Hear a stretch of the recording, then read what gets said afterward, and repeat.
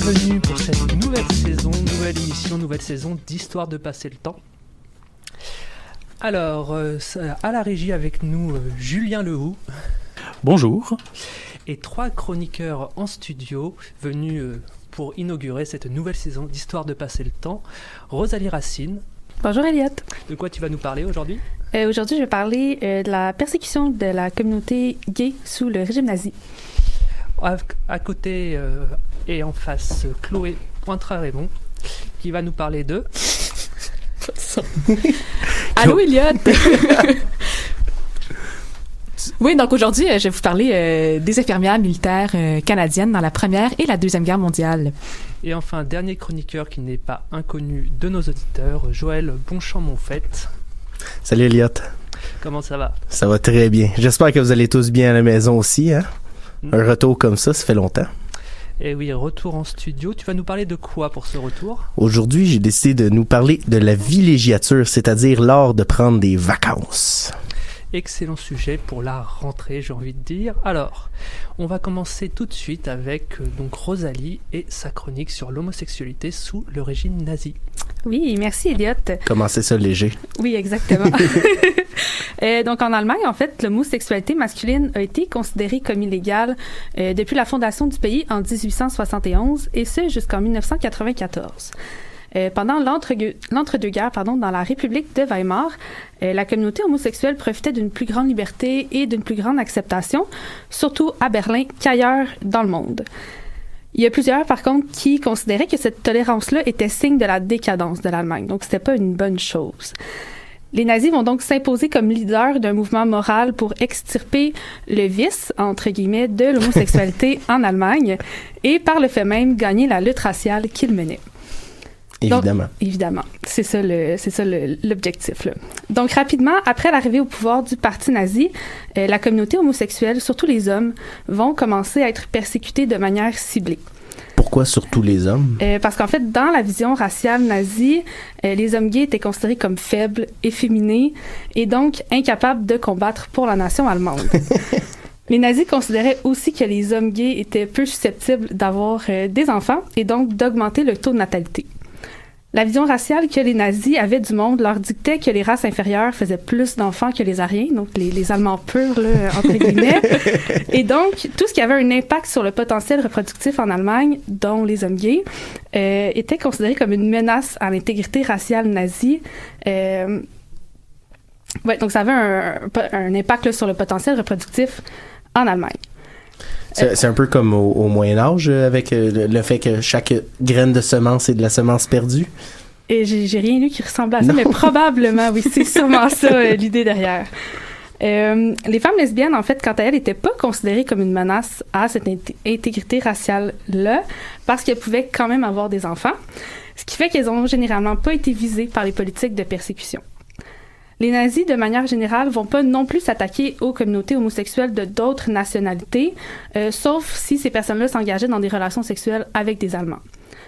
La persécution des hommes gays pendant le régime nazi s'inscrit pas dans une logique de persécution systématique comme avec les Juifs, mais plutôt comme une logique de répression des indésirables, entre guillemets, évidemment. C'est vraiment, donc, c'est plus associé au comportement social plus qu'au vice lui-même. Ouais, exactement. C'est pas un comportement qui était acceptable pour un Allemand pur, entre guillemets, évidemment. Évidemment. Donc, c'est un comportement qui devait être rejeté et retravaillé, là. On va voir ça plus tard. En Allemagne, donc, dès 1933, la même année que les nazis entrent au pouvoir en Allemagne, les organisations homosexuelles vont être bannies. Le 6 mai 1933, des étudiants qui sont guidés par la SA, donc les sections d'assaut nazis, vont entrer par infraction dans l'Institut de sexologie à Berlin et vont confisquer les livres qui se trouvent dans la bibliothèque. 4 jours plus tard, la majorité de la collection, soit 12 000 livres et 35 000 photos, vont être brûlés. Les documents qui n'ont pas été détruits ont malheureusement jamais été récupérés, donc on ne sait pas trop là, ce qui est arrivé avec tout ça. Juste pour t'aider à faire ta recherche sur ta chronique, évidemment. Oui, évidemment. Merci. Donc, cette destruction-là, en fait, va représenter la première étape vers la destruction de la culture homosexuelle en Allemagne. Ensuite, ce sont les bars et les clubs qui vont être fermés. Puis, en 1934, la police secrète du régime nazi va ordonner aux forces policières locales d'émettre la liste de tous les hommes qui étaient engagés dans des activités homosexuelles dans leur région.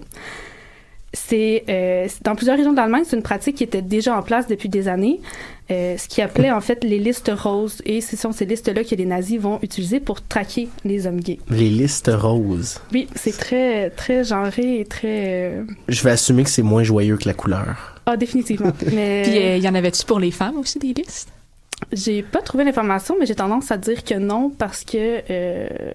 Ben, c'est pas quelque chose, en fait, qui était, comme j'ai dit... Trop dérangeant. Trop dérangeant, là, pour les nazis.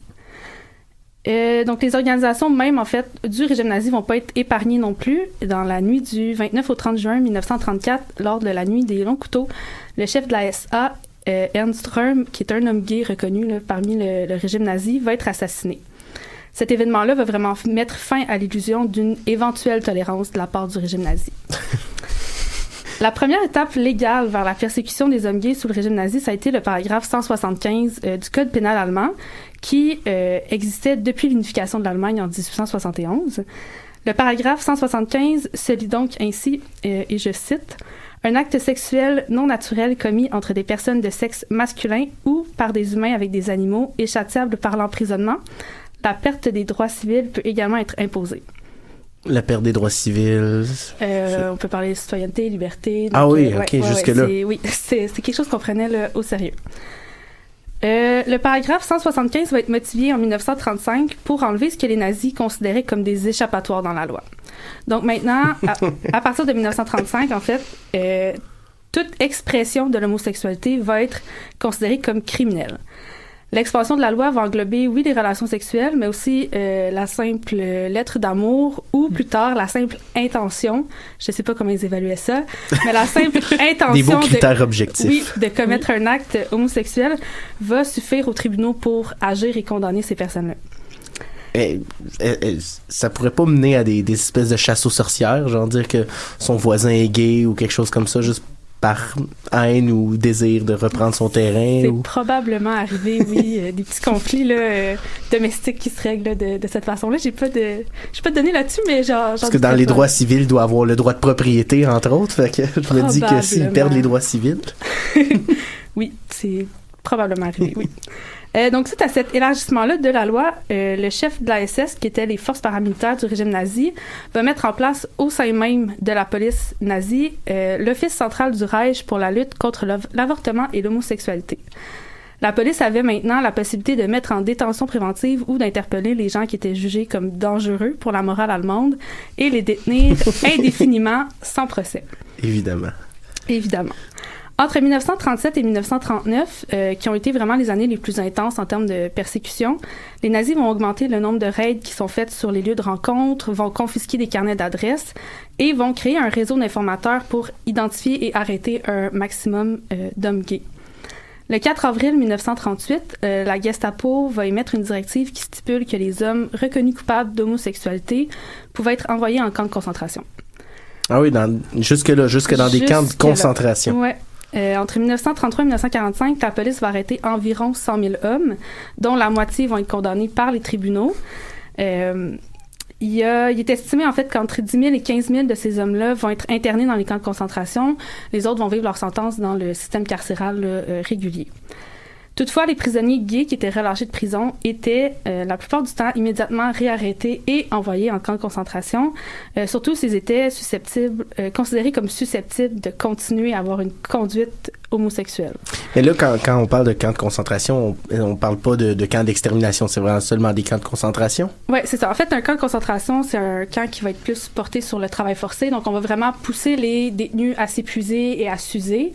Une fois qu'un détenu est usé, entre guillemets, là, on pourra l'éliminer, versus les camps d'extermination où là, les gens arrivent dans le camp et c'est la mort là, directement. Il n'y a pas de chance, entre guillemets, de travailler ou de quoi que ce soit. Donc, enfin, il restait en Allemagne. Oui, c'est ça, ouais, parce que les camps d'extermination n'étaient pas situés sur le territoire allemand. Ah, OK. Seulement en Pologne et puis vers l'Est, oui. Parce que la réputation de l'Allemagne est à préserver. Oui. Donc, les premiers hommes gays qui vont être internés dans les camps de concentration vont l'être dès 1933. C'est des hommes qui vont provenir de toutes les classes sociales, Donc, il n'y a pas de discrimination là, à ce niveau-là. Les détenus qui étaient internés pour homosexualité vont être reconnaissables dans les camps par le triangle rose qui vont pointer vers le bas. Puis c'est vraiment une catégorie de détenus qui est considérée comme une des plus basses catégories dans la hiérarchie des camps de concentration. Donc en fait, ils vont être considérés, on va leur donner les tâches les plus difficiles qu'on donnait pas déjà aux Juifs. Donc on va vraiment procéder par l'extermination, par le travail. Les femmes lesbiennes, qui sont très peu nombreuses à être envoyées dans les camps de concentration pour cette raison-là précise, elles vont être classées sous les détenus qui sont considérés comme asociaux. Donc, c'est vraiment une autre classe de prisonniers qui, eux, vont porter le triangle noir. Est-ce qu'il y a d'autres triangles comme ça qu'on connaît? Ou? Ben, le plus commun, c'est le triangle jaune là, qui va être porté par les Juifs. Il y a le triangle rouge pour tout ce qui est communistes et prisonniers politiques. Il y a le mauve pour les témoins de Jéhovah. Donc, il y avait quand même un système de classement assez là, rigide dans les camps de concentration. Et ça, si c'est porté, est-ce que ça peut pas créer des tensions, difficultés à socialiser, quelque chose? Ou... Oui, ben en fait, la marginalisation des hommes gays qu'on pouvait observer dans la société allemande était reproduite dans les camps de concentration aussi. Ça faisait en sorte que les détenus qui étaient là pour homosexualité n'avaient pas l'occasion de pratiquer la solidarité de groupe. Donc, ils ne pouvaient pas se rassembler entre eux, ce qui avait permis à certains autres groupes de détenus de pouvoir là, maintenir le moral et peut-être survivre plus longtemps. Les hommes gays n'ont pas cette possibilité-là. Il y a un sociologue allemand qui va estimer qu'il y a 60% des hommes détenus pour homosexualité qui sont morts dans les camps de concentration. Là, c'est vraiment élevé. Ouais, ben c'est ça, versus 41% pour les prisonniers politiques et 35% pour les témoins de Jéhovah, par exemple. Le haut taux de mortalité des hommes gays dans les camps de concentration va s'expliquer notamment par les expérimentations médicales là, qui vont être faites contre eux. Médicales entre guillemets, j'imagine. Oui, entre guillemets. Je suis pas certaine que c'était très scientifique ce qui se produisait là-bas. Donc, en fait, c'est des expérimentations qui étaient approuvées par Himmler, donc un peu le chef là, de tout le réseau des camps de concentration. Sa logique, lui, disait que les expérimentations humaines étaient permises si elles étaient mises en place pour le bénéfice de l'État, ce qui était le cas là, contre les personnes homosexuelles. À cet effet-là, il y a plusieurs camps de concentration en Allemagne qui vont devenir des centres d'expérimentation. On n'ira pas dans les détails, là, mais les détenus ont souffert d'injections hormonales, de thérapies de conversion, de castration et de plusieurs autres expérimentations tout aussi agréables. Après la guerre, la situation s'est pas améliorée malheureusement pour les victimes qui avaient survécu au camp de concentration. Les hommes gays n'étaient pas considérés comme des victimes ni par l'Allemagne de l'Ouest ni par l'Allemagne de l'Est. Les réparations monétaires et les pensions d'État, donc, ne leur étaient pas accessibles parce qu'ils étaient toujours considérés comme des criminels parce que le paragraphe 175 n'avait pas été enlevé encore. C'est juste en 1969 qu'on va revenir à la version d'avant 1935. Et donc, à ce moment-là, c'est seulement l'acte sexuel qui est considéré comme illégal et non plus l'intention de la chose. Donc, on peut encore écrire des lettres d'amour. Oui, en 1969, tu as le droit de recommencer à écrire des lettres d'amour. Effectivement. Une chance. Donc, c'est vraiment juste en 1994 que le paragraphe 175 va être complètement aboli en Allemagne. Entre 1945 et 1994, les survivants de l'Holocauste qui étaient gays pouvaient être retournés en prison pour récidive et gardés sur des listes de délinquants sexuels. Donc, c'est vraiment une persécution qui a continué après la guerre, malheureusement, là, pour ces gens-là. C'est drôle, parce qu'on aurait tendance à penser que ce serait typiquement nazi, mais non, ça s'est continué même sous l'occupation et puis sous les États là, souverains, là, si on peut dire, de la RFA et de la RDA. Finalement, c'est vraiment juste à partir des années 1980 que la communauté internationale va se pencher sur la commémoration des victimes homosexuelles qui ont été persécutées et tuées pendant l'Holocauste. Il y a plusieurs mémoriaux qui peuvent être retrouvés un peu partout là, dans le monde. On parle de Berlin, Amsterdam, en Uruguay, en Israël et en Australie, par exemple. Et c'est en 2002 seulement que le gouvernement allemand va présenter des excuses officielles à la communauté gay. Donc, ça a pris vraiment un long délai là, entre la légalisation là, de l'homosexualité versus des excuses pour un acte qui a été aussi cruel que ça envers ces gens-là. Suite à ces excuses-là, il y a le mémorial de Berlin aux homosexuels persécutés pendant la période nazie qui va être construit en 2003 et qui va être ouvert au public en 2008. C'est un mémorial qui est encore là aujourd'hui, mais c'est malheureusement un mémorial qui est encore fréquemment vandalisé. C'est pas fréquent là, que ce mémorial-là est fermé au public pour justement là, gérer la question du vandalisme. Plus que les autres mémoriaux qu'il y a à Berlin. J'ai pas de statistiques par rapport à la vandalisation des mémoriaux, mais j'aurais tendance à dire que oui, en fait, le mémorial, c'est vraiment un bloc de béton dans lequel à travers lequel on peut voir une photo ou une vidéo là, d'un couple gay qui s'embrasse, alors que les autres mémoriaux sont vraiment plus dans des lieux qui sont ouverts et qui sont accessibles là, au public, dans lesquels on peut rentrer et se promener. Un peu plus sécurisé, peut-être. Un peu plus sécurisé, exactement, ouais. Donc, c'est ça. Ça n'aura pas été une histoire facile là, pour la communauté homosexuelle, et puis l'histoire nous dira ce qui se passera là, par la suite. Merci Rosalie pour la chronique. Alors moi je me posais une question parce que tu as bien montré en fait que l'homosexualité ça existait avant et après le régime nazi, mais du coup cette spécificité un peu liée à la race dans le régime nazi, cette idée de dévirilisation, doivent pas forcément une perte. Du coup, est-ce que ça se retrouve encore aujourd'hui peut-être dans des groupuscules d'extrême droite ou des groupes plus affirmés de façon un peu plus... Probablement. J'ai l'impression que l'homosexualité, la race et tout, c'est vraiment des critères là, qui s'intersectionnalisent là, dans la mesure où c'est vraiment des trucs qui peuvent... j'ai pas le mot, là, mais qu'on peut... qui se complètent combiner en fait, ensemble, en fait. les... Ouais, exactement. J'ai vraiment pas de statistiques sur ce qui se passe aujourd'hui dans les groupuscules de droite, mais les homosexuels, tout ce qui est pas blanc, en fait, c'est des gens qui sont souvent très marginalisés, et en plus, quand ça s'ajoute un à l'autre, là, on parle d'une discrimination qui est vraiment pas facile.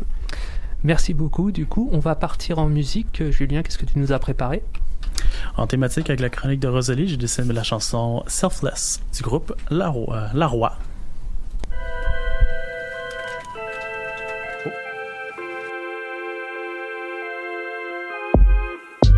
Selfless, I give you all that you need.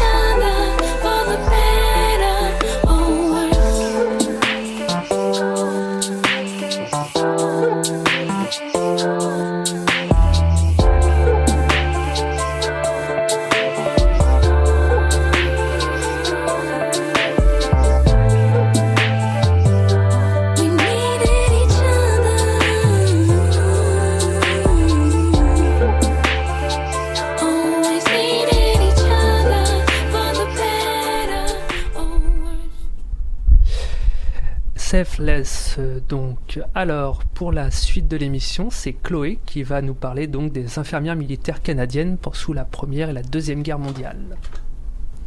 Oui, exactement. Donc, je viens vous parler aujourd'hui des 3141 infirmières de la Première Guerre mondiale et des 4079, très précisément, des femmes infirmières qui ont été dans la Deuxième Guerre mondiale. Donc, j'étais un peu surpris en fait quand j'ai fait mes recherches sur le sujet. J'ai trouvé qu'il y avait moins d'informations que ce à quoi je m'attendais à trouver pour un rôle en fait qui est aussi important chez les femmes, un rôle qui est aussi bien vu également dans la communauté canadienne à l'époque, encore aujourd'hui. Donc les infirmières qui ont une très bonne réputation et durant la Première Guerre mondiale, la Deuxième Guerre mondiale, les infirmières étaient vues comme l'occupation par excellence. Donc si une femme voulait participer à l'effort de guerre, l'infirmière, c'était vraiment très, très bien vu. Et pourtant, j'ai trouvé pas tant de choses que ça à ce sujet-là. Donc, j'étais un peu surprise. Donc, on va peut-être pouvoir regarder un peu, essayer de comprendre pourquoi on a cela. J'ai hâte d'entendre ça. Donc, si on regarde un peu, premièrement, qui étaient ces infirmières militaires-là, je pense que la première chose que je veux vraiment mettre de l'avant, c'est le fait qu'elles sont compétentes. Donc, ce sont des femmes qui ont été formées dans un programme de nursing qui dure quelques années. Donc, elles ont vraiment une formation d'infirmières civiles et ensuite, elles vont être engagées par l'armée pour faire, en fait, l'emploi d'infirmières militaires. Également, celles qui sont engagées sont en premier. Elles ont beaucoup d'expérience. En fait, elles ont plusieurs années d'expérience. Quand on parle de la Deuxième Guerre mondiale, on engage des femmes qui ont entre 25 et 45 ans, qui sont célibataires ou veuves et sans enfants, évidemment. Éventuellement, on va baisser l'âge pour pouvoir engager des infirmières jusqu'à 21 ans, parce qu'on a besoin de monde, là. Mais d'abord et avant tout, ils ont de l'expérience, elles sont compétentes. Et en fait, on peut regarder un peu qu'est-ce qui les encourage, en fait, à s'engager comme infirmière militaire. Donc, quand on regarde un peu, dépendamment des différentes sources qu'on regarde, si on va au niveau des musées, on va souvent nous parler de cet appel patriotique, donc de vouloir aller servir la patrie, de vouloir voyager également. Donc, c'est un emploi qui permet, pour ces femmes-là qui n'ont pas nécessairement voyagé, d'aller en Grande-Bretagne, entre autres. Elles veulent être proches des soldats, qui sont leur père, leur frère. Je mets pas de côté cette raison-là du tout. Donc, je pense qu'elle est vraie pour probablement un très grand nombre d'entre elles. Par contre, il faut quand même aller voir au niveau du contexte économique qui est extrêmement avantageux, surtout lorsqu'on parle de la Deuxième Guerre mondiale. Donc, juste avant la première, ça nous permet d'avoir un emploi à temps plein qui n'était pas nécessairement toujours le cas pour les infirmières. Mais l'entre-deux-guerres a été très, très difficile pour les infirmières aux civils. Donc, elles avaient peu de postes de disponibles. Elles étaient soit employées au privé ou dans les hôpitaux. Et dans les hôpitaux, mais la majorité des postes allaient être réservés aux étudiantes en nursing, qui coûtent évidemment moins cher. Donc, c'est un emploi qui va être assez populaire. Donc, on va avoir rapidement des listes d'attente. Donc, on n'aura pas de conscription pour les infirmières du tout. Et on va avoir des listes d'attente. Donc, on parle d'un emploi à temps plein. Logement, nourriture inclus, assurance dentaire et médicale, un salaire qui est 3 fois plus élevé que celui des infirmières civiles et qui est égal à celui des hommes du même rang. Donc, on va y revenir un peu plus tard. Les infirmières militaires canadiennes avaient le rang d'officier, donc elles étaient payées, elles avaient un certain salaire intéressant. Deuxième caractéristique de ces infirmières-là, du coup, ce côté au rang d'officier, ça avait quel effet concrètement, le fait qu'elles soient... l'idée derrière leur donner ce rang d'officier par rapport aux en fait, autres c'est soldats? une question on veut empêcher la fraternisation. Donc, on espère en fait que ça va leur donner un peu d'autorité sur les patients qui sont des soldats majoritairement, et on veut éviter qu'elles aient des relations avec ces soldats-là. Donc, si on va au niveau de deuxième caractéristique, elles sont très blanches. Donc, donc on n'a aucune trace. On n'a aucune trace de femmes non blanches dans les archives, que ça pour la Première et la Deuxième Guerre mondiale. Et la raison est assez simple. Le programme de nursing qui est obligatoire pour pouvoir être engagé par l'armée, accepte pas les femmes de couleur. Donc, on n'a aucune femme noire, asiatique ou autochtone dans les papiers qu'on va retrouver là, par rapport à ces infirmières-là. On a quelques traces de femmes juives qui ont été formées à Montréal, mais c'est vraiment minoritaire. La très grande majorité sont anglophones protestantes. Pour même lorsqu'elles viennent du Québec, la majorité sont anglophones.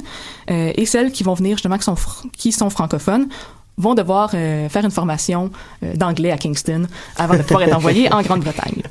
Et enfin, elles sont à plus de 75% de la classe moyenne. Donc, encore une fois, c'est sans surprise. Le programme de nursing dure plusieurs années, coûte beaucoup d'argent. Donc, c'est les classes ouvrières, ça peut pas se permettre ça en majorité. Si on regarde un peu qu'est-ce qu'elles font, les infirmières militaires, donc sont infirmières, donc on sait un peu qu'est-ce que ça fait. Elles vont surtout s'occuper de tout ce qui est... Merci. Donc, elles s'occupent surtout de ce qui est pré- et post-opératoire, donc tout ce qui est administration des médicaments, des antidouleurs, des vaccins, nettoyage de plaies, vérification des signes d'infection, mais aussi, on le sait, la Première Guerre mondiale, Deuxième Guerre mondiale, énormément de maladies. Donc, elles vont beaucoup s'occuper des soldats qui vont être malades, là, entre autres de l'influenza de 1918. Et ce qui va les amener à travailler dans plusieurs lieux différents. Donc, d'abord, on a les hôpitaux militaires au Canada, un très grand nombre d'hôpitaux militaires également en Grande-Bretagne, mais elles vont également être envoyées dans des unités mobiles, ou ce qu'on appelle en anglais des dressing stations, donc qui vont être pas au front, donc elles sont pas dans les tranchées là, durant la Première Guerre mondiale, elles sont juste derrière, mais c'est juste assez proche pour avoir des conditions catastrophiques. Donc, et surtout à traiter des patients qui ont la grippe espagnole quand on change les... Exactement, donc on parle de conditions vraiment primitives là, au niveau des infections, des rythmes très irréguliers, donc on suit les attaques, donc on va avoir un très grand nombre de patients qui vont arriver d'un seul coup. On va également avoir une nouveauté au niveau de la gravité des blessures. Mm-hmm. Donc oui, les infirmières militaires les infirmières ou civiles étaient habituées d'avoir plusieurs sortes de blessures, mais là, on parle là, de nouvelles blessures, entre autres à cause des gaz, également des blessures au shrapnel là, qui vont être complètement nouveaux. Et également, mais au niveau de la maladie mentale. Donc oui, elles vont déjà avoir eu à faire face à la maladie mentale, mais là, on a le choc post-traumatique qui va être présent, donc ce qu'on appelle le shell shock, que personne ne connaît vraiment tant que ça, et elles vont faire face à ça. Et ce qui est intéressant avec ça... Ce qui est marrant avec le choc post-traumatique, c'est qu'on s'est rendu compte en lisant des vieilles descriptions qu'en fait on en a dès le Moyen-Âge. On a des, on a des chevaliers en fait, là à cause, faut penser une bataille Moyen-Âge, c'est très bruyant, les armures, les chevaux, etc.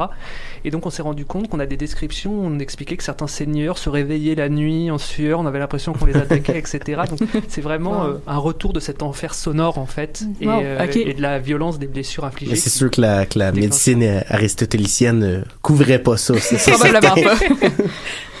Donc, ce qui est intéressant justement avec ce shell shock-là, c'est que on pourrait penser que les infirmières pourraient en avoir vécu, entre autres parce qu'elles étaient présentes en Grande-Bretagne lorsqu'il y a eu les bombardements. Elles étaient sur assez proches en fait des lignes, mais on a un silence radio complet de leur part, que ce soit dans les témoignages écrits ou oraux. Tout ce qui est négatif, on l'a pas vraiment. Donc, tout ce qui est peur, stress, douleur, deuil, on n'en parle pas vraiment. Elles vont vraiment se concentrer. De quoi tu parlais dans ce cas-là? Un peu plus frivole, donc... La pluie et le beau temps. Les anecdotes, tout ce qui est permission, les danses, les conditions de vie nouvelles, la bravoure des soldats, et tout ce qui est négatif, là, on n'en parle pas. Donc, elles vont un peu participer elles-mêmes à l'invisibilisation de leur propre expérience, donc qui serait un peu plus difficile. Mais c'est pas les seuls, en fait, qui vont participer à cette invisibilisation-là. C'est vraiment difficile comme mot. Pardon. La société en tant que telle, canadienne, veut absolument pas que la population soit au fait que l'emploi d'infirmière militaire est dangereux. Donc, on veut vraiment faciliter le recrutement, j'imagine. Faciliter le recrutement, mais faciliter l'adhésion au fait qu'on a des femmes qui sont envoyées à l'étranger, proches des soldats. Déjà qu'il y avait comme des petites craintes au niveau de la fraternisation, on n'était pas sûr d'envoyer des femmes dans l'armée. Mais en plus, si on n'est pas sûr qu'elles sont en sécurité, là, ça passe pas du tout. Là, donc, on veut vraiment cacher cet aspect-là, ce qui fait en sorte qu'il y a des infirmières qui ont été blessées, qui seront pas inscrits sur les listes officielles de blessés de guerre. Donc, on voit dans leurs témoignages, ils ont été en convalescence pendant 6 mois et elles font jamais partie des listes, alors que, surtout dans la Deuxième Guerre mondiale, elles font officiellement partie de l'armée, là.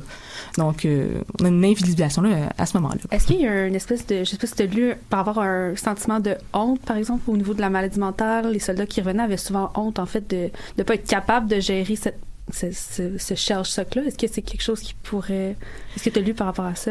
En fait, ce que j'ai lu par rapport au shell shock et des infirmières, c'est à quel point on n'a aucun moyen de relier les deux, parce que ce serait comme logique qu'il y en ait eu, mais on n'a pas d'informations.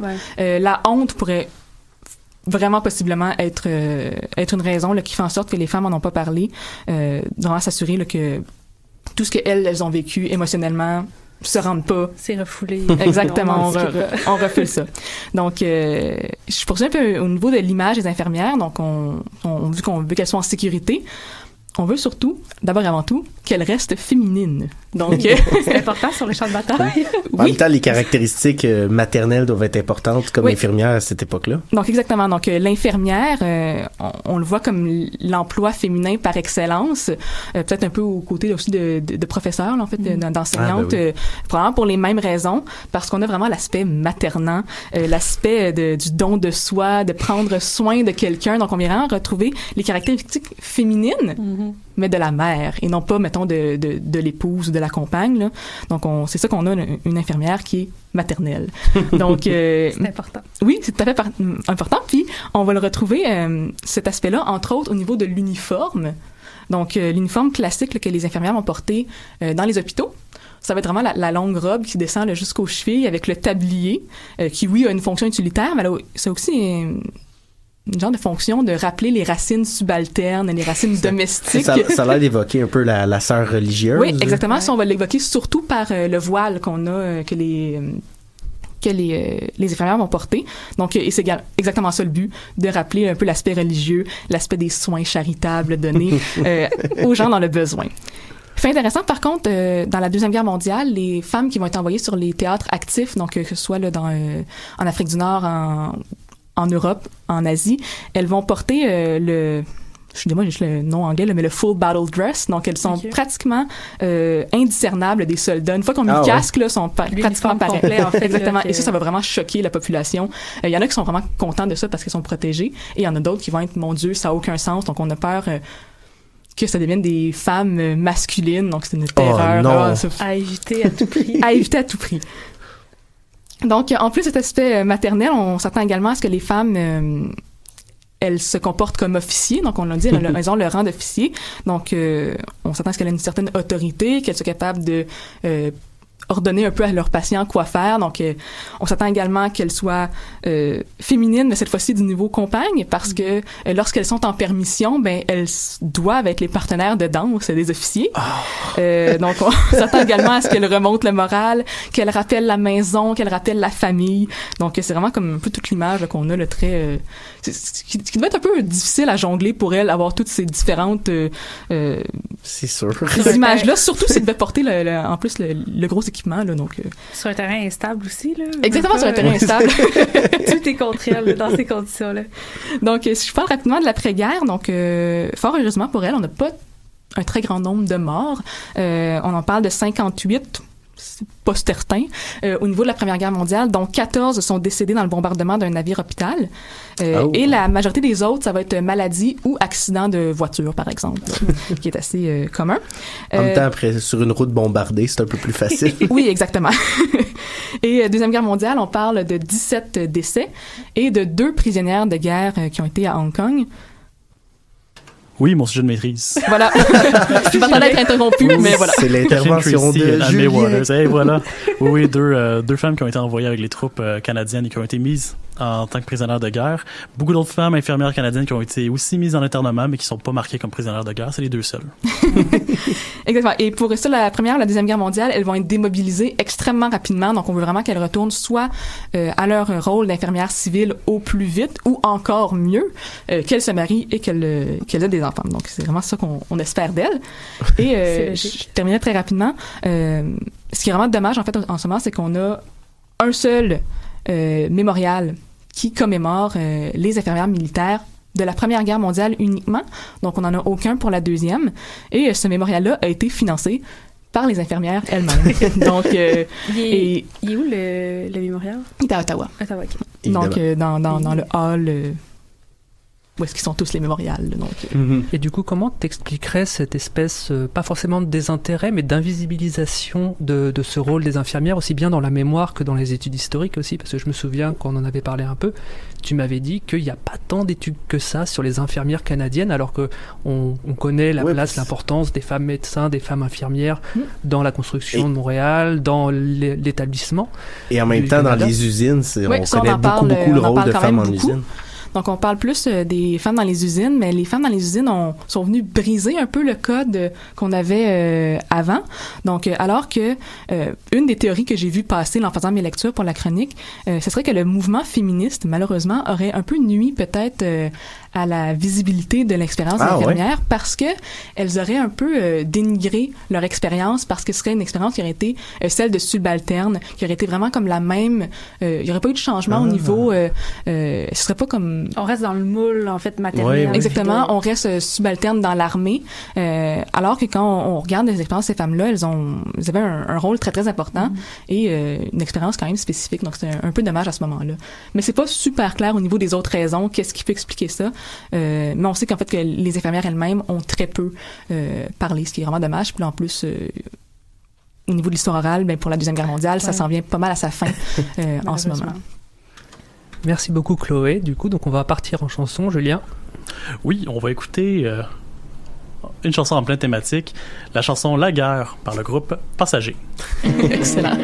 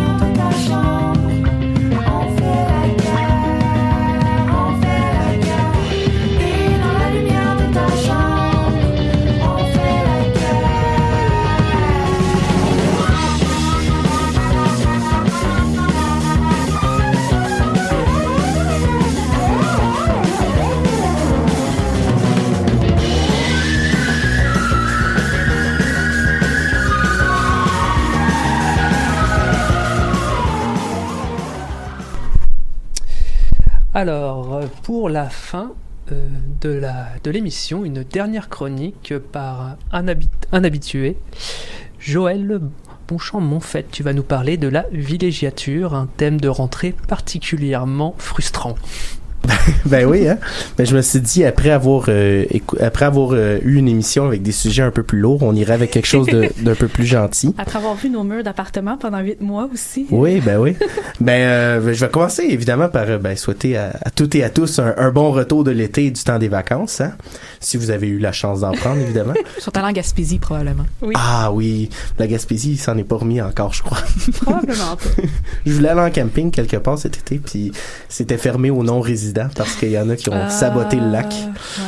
Ouais. Et ceux qui n'ont pas eu le temps d'en prendre, hormis évidemment le mois de congé forcé, je me suis dit qu'aujourd'hui, ce serait un bon moment pour vous faire vivre des vacances par procuration. J'ai l'intention de vous parler de la villégiature, ce qui est une pratique utilisée par les snowbirds en campeur et les campeurs en VR. Oui. Le but, c'est de s'éloigner de la ville, tout en gardant le contact avec tous ses amis Facebook, parce que ça, faut pas se séparer de ça jamais. C'est important, la socialisation. Ben oui, mais selon l'historienne Michel Dagenet, la villégiature, c'est avant tout un séjour à la campagne ou dans un lieu de plaisance pour se reposer ou se divertir. C'est aussi un retour à la nature, entre guillemets. Et là, entre guillemets, parce que c'est une nature qui est dominée par les intérêts citadins, c'est une nature qui est contrôlée, et c'est évidemment une recherche du confort de la ville. Un peu comme avoir un shack avec un matelas king et une bécosse et l'Internet. C'est important. Le critère principal, l'Internet. Sans l'Internet, on n'a pas accès à nos amis Facebook. Et C'est voilà, nécessaire. tout est relié. La bécosse est importante aussi. Est-ce qu'on peut en parler? Est-ce que tu veux en parler? Non, pas particulièrement. Ben, malgré ce qu'on pourrait penser, la villégiature, c'est vraiment pas un phénomène récent. Comme pour beaucoup d'autres choses, les baby boomers ont été inspirés par ce qu'il y avait déjà avant. On peut d'ailleurs tirer les origines de ce qui va devenir la villégiature, au moins jusqu'à la Rome antique. Ah ouais. Oui, les habitants les plus fortunés de Rome, évidemment, vont se faire construire une villa, d'où le mot villégiature d'ailleurs. La villa, c'est une résidence secondaire qui est à la campagne et c'est dans le fond pour fuir le bruit de la ville et encore pire, fuir ceux qui sont moins riches qu'eux à la ville. Parce que ça va être un thème dominant dans toute ma chronique. Ouais. La villa va donc avoir une fonction double. D'une part, vous pensez que la ville est considérée malsaine. Et en effet, jusqu'au 20e siècle, la ville est souvent considérée comme une machine à tuer des vivants, entre guillemets. À cause des industries, à cause de...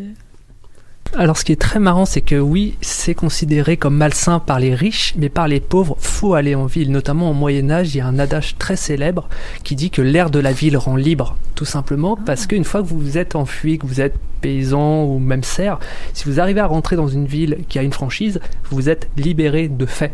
En fait, et du coup on peut plus venir vous chercher. Donc pour les riches, oui, il y a la populace, il y a le bruit, il y a l'odeur, c'est horrible, on est les uns sur les autres, mais pour justement les personnes qui ne font pas partie des classes supérieures, la ville, c'est vraiment un endroit où en fait on peut s'en sortir. Oui, évidemment, les taux de mortalité vont être très hauts parce que, avant la découverte de la microbiologie, on comprend quand même qu'1 million de personnes entassées dans Rome va créer peut-être un peu plus de déchets qu'une famille avec quelques esclaves. Ouais. À la campagne, évidemment, au bord de l'eau. Et c'est encore mieux si on peut se retirer sur un vaste vignoble et des jardins qui permettent d'avoir à la fois des revenus et du bon vin. En même temps, plusieurs historiens vont souligner que le retour à la terre peut être associé à un âge d'or passé, le jardin d'Éden, on connaît ça. Ben oui. Et c'est un fait important dans la culture de la villégiature. D'autre part, il faut aussi séparer isolation et exclusivité. Et c'est pas parce que on veut s'éloigner de la ville qu'on veut s'éloigner du pouvoir. Ainsi, la villa romaine contient presque toujours des salles de réception. L'idée est de retrouver à la campagne une dignité toute noble, des contacts de la même classe sociale à qui on va montrer notre réussite tout en discutant de l'orientation politique de Rome. Évidemment. Quel bel endroit pour faire Exactement. ça. Surtout s'il n'y a pas de pauvres qui sont dans les jambes. Ben non, il ne faudrait pas. Donc, l'isolation et l'exclusivité vont rester deux caractéristiques très importantes sur la villégiature. Le principe de se retirer dans un palais se perpétue tout au long du Moyen-Âge, du moins pour la haute noblesse. Celle-ci peut posséder plusieurs paladis, excusez mon latin, ce qui signifie, vous l'aurez deviné évidemment, le palais. Ces familles nobles passent généralement plusieurs mois par année à l'une ou à l'autre de ces résidences à des fins de visibilité ou de facilité administrative. À la fin de l'époque moderne, une nouvelle vision de la villa naît. À la fin du 18e, des châteaux de plaisance vont commencer à être construits en France dans le seul but de se détendre. Donc, on abandonne les jardins, les vergers, on fait des lieux de détente et des lieux de repos. C'est quelque chose qui était fait en Allemagne aussi, là, dans les rois et tout qui voulaient partir de leur château principal, se faisaient construire des petites propriétés là, sur leur terrain interminable Oui. pour aller se reposer sur leur terrain, là, sortir des responsabilités. Et c'est ça. Et donc, la villégiature commence à perdre cette figure-là de grande villa agricole à la romaine. Ces grandes résidences-là vont souvent être situées très près de la ville et ce seront dans les premiers lieux à se transformer en banlieue résidentielle, du moins en France. Au Québec, évidemment, la villégiature peut pas se développer avant qu'une certaine masse critique de population encourage les gens à fuir la ville. Ce qui va correspondre, grosso modo, au début de la période anglaise, fin 18e, même peut-être début 19e siècle. Certains domaines de la région de Québec vont d'ailleurs commencer à se développer en lieu de villégiature dès le début du 18e. Mais là, on parle d'exception, évidemment. Avec l'industrialisation, la pollution des villes atteint maintenant des niveaux très élevés. Et les classes aisées cherchent à fuir la ville. Oui. Ouais, et ça, faut rappeler que ça va durer quand même assez longtemps parce qu'on s'en rend moins compte aujourd'hui parce que justement, certains disent qu'on est parfois dans une ère post-industrielle au niveau de l'implantation des usines dans les pays occidentaux. Et en fait, on se rend compte qu'on a oublié à quel point la pollution en ville, ça pouvait être une horreur. Je rappellerai simplement le smog à Londres, qui est un mélange de la brume londonienne et des combustions des usines à charbon et des centrales à charbon. C'était quelque chose qui était épais, où on ne voyait pas à 1 mètre, et où ça faisait des centaines de milliers de morts de maladies pulmonaires. Si on vivait à Londres en permanence, on passait rarement les 50-60 ans. Oui, ben justement, à Montréal, des vieilles photos du début du 20e siècle montrent des nuages de fumée. La photo est en noir et blanc, mais de toute façon, on verrait pas grand autre chose que du gris. Bon, mais, ça rend la job facile quand tout est en noir et blanc. Et c'est là que certains quartiers vont se développer, comme si on regarde Saint-Henri, juste au nord de Saint-Henri, on a Westmount, parce que Westmount est juste dans l'autre sens du vent. Donc, le vent passe vers Westmount, ramène les fumées de Saint-Henri et amène ça dans le fleuve. Donc, il y a personne qui est blessé entre gros guillemets. Mais justement, au début des années 1800, les habitants du Vieux-Montréal vont s'établir sur ces flancs du Mont-Royal, puis ça va être des résidences bien aérées parce que on est à l'époque des miasmes. On a peur, on croit que la décomposition des sols crée de la pollution et on veut s'éloigner de tout ce qui est surpeuplé, mal aéré. Donc la montagne. Joël, il me semble que tu avais fait une chronique sur les miasmes. Oui, exactement. Te rappelles-tu de la date pour qu'on puisse te plugger? Si je me rappelle de la date. Non, je me rappelle pas de la date. Je crois que là-dessus avant l'émission. Je suis pas mal sûr que c'était en novembre de l'an passé. Je dis ça comme ça. Mais bref, en la campagne, on veut retrouver l'air pur parce que c'est important de rappeler que au 19e siècle, on n'a pas encore la conception de la ville et de la campagne qui sont profondément séparées. La ville, c'est où il y a des affaires qui se font et c'est où l'air est moins pur, mais la ville contient encore des animaux de ferme, des granges, des jardins, des vergers, tout ça dans le vieux Montréal. Et donc vous pourriez en voir à cette époque-là. Et on verrait pas ça aujourd'hui. Non, c'est ça. J'aimerais ça qu'il y ait un verger dans le vieux Montréal. Et quand mettons on marche à côté d'un cochon, on n'a pas le goût de partir à la campagne tout d'un coup comme ça. Ça nous vient pas aussi facilement. Et donc ici la distance va être l'élément clé. Parce que le nombre de chevaux dans la colonie au début des années 1800, c'est assez limité. Les chemins sont en très mauvais état. Donc, les premiers lieux de villégiature vont être des lieux très près qui sont maintenant considérés comme au cœur de la ville, comme Verdun, Westmount ou le Golden Square Mile, qui, Julien, pour ton plaisir, j'ai aussi fait une chronique là-dessus l'an passé. Je te cherche en ce moment. Ça va être tout en lien sur Facebook. C'est à partir des années 1880 que la villégiature connaît ce que les historiens voient comme son âge d'or, au moins au Québec. 3 éléments clés vont se combiner pour attirer un grand nombre de villégiateurs. L'idéalisation de la nature, les débuts des transports de masse et l'essor de la publicité. Bon, dans la deuxième moitié du siècle, les habitants des villes se mettent à rechercher la nature. Et on voit d'ailleurs l'établissement de plusieurs nouveaux parcs qu'on connaît encore aujourd'hui. Seulement entre 1874 et 1876, on ouvre les parcs du Mont-Royal et de l'île Sainte-Hélène et on commence les travaux pour ouvrir le parc La Fontaine, qui sont les 3 plus grands parcs du Montréal de l'époque. D'ailleurs, c'est intéressant de voir que c'est dans ces années-là aussi que les conceptions de protection de la nature commencent à apparaître en Amérique du Nord. Il faut rappeler que Yellowstone, qui est quand même le premier parc national, c'est 1862, donc c'est quand même très tôt. On voit peut-être, dû à l'urbanisation qui augmente dans les différentes parties de l'Amérique du Nord, cette idée de retour à la nature qui commence à faire cette idée qu'on était proche de la nature, la ville augmente, il faut peut-être du coup essayer de la retrouver soit en ville, soit à l'extérieur. Mm-hmm. Et je pense aussi Central Park à New York, qui est quelque chose comme 1858, mais Citez-moi pas là-dessus, s'il vous plaît. Ça pourrait mal virer. Donc, on voit une vision de la nature qui est très idéalisée, très contrôlée. C'est d'ailleurs les grandes années du mouvement artistique du paysage. Donc, on se représente des paysages comme on voudrait le voir. C'est aussi à ce moment-là que des nouveaux moyens de transport en commun de masse commencent à se développer. On a le train de banlieue qui arrive dans ces années-là, et on a aussi le tramway à partir des années 1890. Les lieux de villégiature les plus importants de cette époque-là seront justement des lieux très bien desservis par les trains, comme par exemple Pointe-Claire, Boucherville, Laval et Terrebonne. Vous aurez peut-être remarqué que c'est encore des lieux où on retrouve aujourd'hui d'importantes communautés anglophones mieux nanties. C'est pas un hasard, ça vient de cette époque-là. Enfin, il y a l'importance nouvelle des journaux. Les journaux et la publicité commencent à créer un engouement et une image de la villégiature. Le Montreal Daily Star, par exemple, est le premier à produire des pages complètes dédiées à la villégiature dès 1895 en faisant la promotion, évidemment, de l'air sain, des activités nautiques et de la tranquillité. C'est important en ville, c'est la tranquillité. Oui.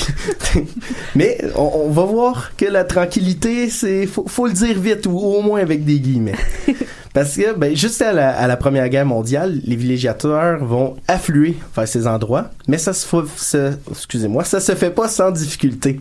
Des frictions vont se créer, souvent entre les habitants, villageois, fermiers locaux d'un côté, et les villégiateurs, plus souvent citadins, anglophones et aisés, de l'autre côté. À Pointe-Claire, en particulier, il y a un noyau villageois canadien, français et agricole qui se retrouve encerclé par 4 développements de villégiature. Valois, Lakeside, Bowling Green et Cedar Park. Ça sonne assez anglophone, c'est normal. Et lorsque vient le temps de légiférer, les villégiateurs vont tenter d'éliminer les comportements et les habitations plus traditionnels. Les granges, les activités de campagne, les animaux de ferme, parce que tout ça, ça nuit à la tranquillité du villégiateur. Il faudrait pas, hein? Non, c'est ça. Mais il y a une ironie, il y a vraiment de l'ironie là-dessus, parce que les villégiateurs vont faire subir aux habitants locaux une condescendance. Par exemple, on va les appeler nos bons amis des campagnes, et parfois les journaux vont leur rappeler que c'est important de bien entretenir leur demeure et leur bâtiment. On voudrait pas que ça soit sale, ça soit malpropre. Il faut garder une nature qui est hygiénique et rationnelle. Parce que s'il y a 2 mots qui sont naturels, c'est bien ces 2-là. C'est un peu infantilisant. Évidemment, oui. Très. Très. Donc, il va être souvent demandé aux municipalités de faire des trottoirs, des égouts, d'entretenir les plages. Et la vie sociale va aussi reproduire les codes de la vie citadine. Dans la villégiature, ça va être les grandes années des country clubs en tout genre. C'est là qu'on se réunit. C'est là qu'on se convainc de retourner l'année prochaine à la même place. C'est important. Ces clubs-là vont être une façon de se regrouper à tel point que ce sera pas rare d'avoir un voisin de villégiature qui va être le même voisin qu'à la ville. Ah, ben oui. Comme je disais tout à l'heure, isolation et exclusivité. On veut s'éloigner, mais juste des éléments indésirables de la ville. On veut pas se faire de nouveaux amis, là, c'est ça? Non, c'est ça, exactement. Entretenir les vraies bonnes relations bourgeoises. Donc, cet âge d'or, entre 1880 et la Première Guerre mondiale, présente essentiellement une villégiature créée par le train et par l'eau. Donc, un public nanti, une nature qui est idéalisée. À partir des années 1920, le côté bucolique et idéalisé de la nature semble s'estomper. Possiblement en raison de quelques traumatismes comme la Première Guerre mondiale, la grippe espagnole, la théorie microbienne. Et bref, le cynisme a tendance à s'accentuer. Cette deuxième vague voit aussi l'arrivée de l'auto et, au comble de malheur, la diversification de l'origine sociale. Et il faudrait pas. L'arrivée de la voiture fait en sorte qu'une certaine classe moyenne peut commencer à investir des nouvelles régions, comme les cantons de l'Est, la Naudière et les Basses-Laurentides. Bon, les années de l'eau étaient la période précédente. Celle-ci, c'est les années du ski et de la montagne. Ben oui. Donc, on va passer quelques semaines, quelques jours, ce qui rend la tranquillité d'esprit plus dure à avoir. Donc, on va se mettre à se plaindre des moustiques, de la peur de se faire cambrioler. Il va y avoir des caricatures qui se plaignent de la quantité de travail pour préparer une fin de semaine de 2 jours. Et ça va être aussi des années où on voit la pollution augmenter dramatiquement. Mais évidemment, on s'entend, c'est parce qu'il y a trop de villégiateurs qui entretiennent des mauvaises pratiques. Le confort va donc prendre une place prépondérante. Donc, si on peut pas être bien sur le lac, on va être bien dans la maison. Ça passe beaucoup par l'ameublement. Il faut que ça soit moderne et pragmatique, évidemment. Il faut aussi que ce soit distingué, parce que quand on va inviter nos amis, il faut que ça soit beau. Oui. Et donc, on va retrouver une nouvelle habitude à faire. Ça va être la livraison d'alcool, la livraison de journaux, la livraison de marchandises. Après la Deuxième Guerre mondiale, une troisième vague va commencer. Une troisième vague qui va être plus éclatée. Donc, la banlieue s'est répandue sur ces anciens lieux de villégiature.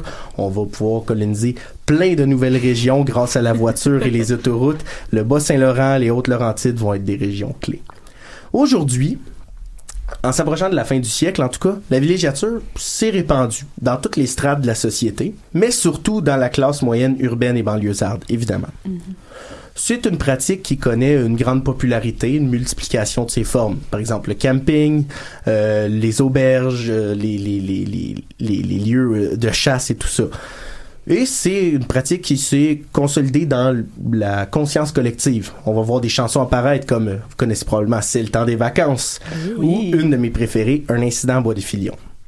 Aujourd'hui, on va assister à une certaine néo-ruralité, que l'historien appelle au moins une néo-ruralité. C'est d'anciens villégiateurs de cette troisième vague-là qui, arrivés à la retraite, vont décider de s'installer de façon permanente où ils étaient. Et ça va créer tout un nouveau lot de conflits entre les habitants locaux et entre les nouveaux arrivants. C'est ça qui est intéressant parce que avec la pandémie qu'on est en train de vivre, on va pas se mentir en disant qu'on a vécu pour l'instant, c'est qu'il y a eu en fait pareil les gens qui ont pu quitter la ville en fait pour aller passer leur confinement dans des endroits justement plus proches de la nature où ils étaient quand même à l'air libre, etc. Et ceux qui ne pouvaient pas, et ceux qui sont restés bloqués à Montréal, à Québec, en ville généralement, dans des appartements. Et du coup c'est intéressant parce que ce sera peut-être une forme de quatrième vague, des gens qui se sont rendus compte avec tout ça que peut-être avec l'avancée des technologies, etc., il y a peut-être un moyen d'inverser le ratio ville-campagne et de passer plus de temps à la campagne en tant que néo-urbain ou urbain, et de revenir après en ville quand on a des obligations en semaine, 1 ou 2 jours. Je te remercie Joël du coup pour ta chronique. Alors, j'aimerais rappeler, si vous voulez creuser un peu les sujets qu'on a entendus aujourd'hui, je vous rappelle qu'on a eu d'autres émissions par le passé, je sais c'est pas évident avec la petite coupure qu'on a subie entre le mois de mars et septembre, et donc si le sujet de Rosalie vous a intéressé, je vous conseille une chronique assez ancienne, qui date quasiment des débuts d'émission, qui date du 20 janvier 2017, qui parlait des extrêmes droites allemandes par Mathieu Cordeau, parce qu'il faut rappeler que l'homophobie reste quand même quelque chose qui est assez structurant dans les idéologies d'extrême droite, et donc ne pas se dire c'est parce que le nazisme a disparu qu'une bonne partie du bagage idéologique que ça constituait a disparu avec lui. Si la chronique de Chloé vous a intéressé, je vous conseillerais celle sur la médecine de guerre chez les Grecs anciens par Isabelle Dufour, datée du 23 novembre 2018, pour voir que il y avait déjà de la guerre et des gens à soigner à cette époque. Et si celle de Joël vous a intéressé, la chronique sur le parc du Mont-Royal de Brinta Kanechandra du 7 décembre 2018 pourrait vous intéresser. Je remercie tout le monde, je remercie déjà nos chroniqueurs et nos chroniqueuses qui sont venus aujourd'hui, je remercie Julien à la régie, et si vous aimez nous suivre, je vous conseille de suivre nos balados-diffusions, que ce soit sur choc.ca, sur vos plateformes de balado-diffusion habituelles, Spotify, vous nous avez aussi sur Apple iTunes et sur toutes les autres. Je vous souhaite une bonne semaine et à la semaine prochaine. Bonne semaine. Bonne semaine.